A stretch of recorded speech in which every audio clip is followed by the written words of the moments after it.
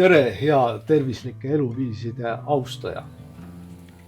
Oleme siin Erlend Lõvi kehakoolis. Meil on kang, kus on peal 105 kilo.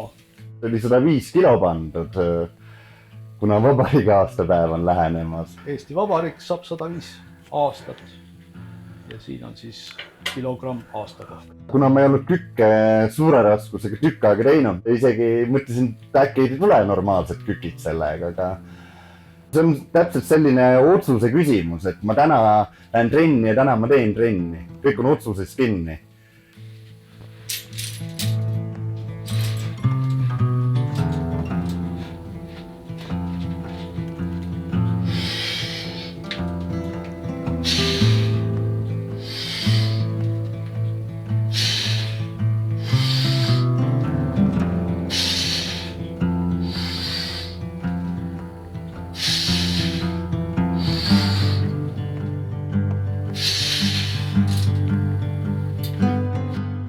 Tuli 5 kükki 105 kiloga, jah.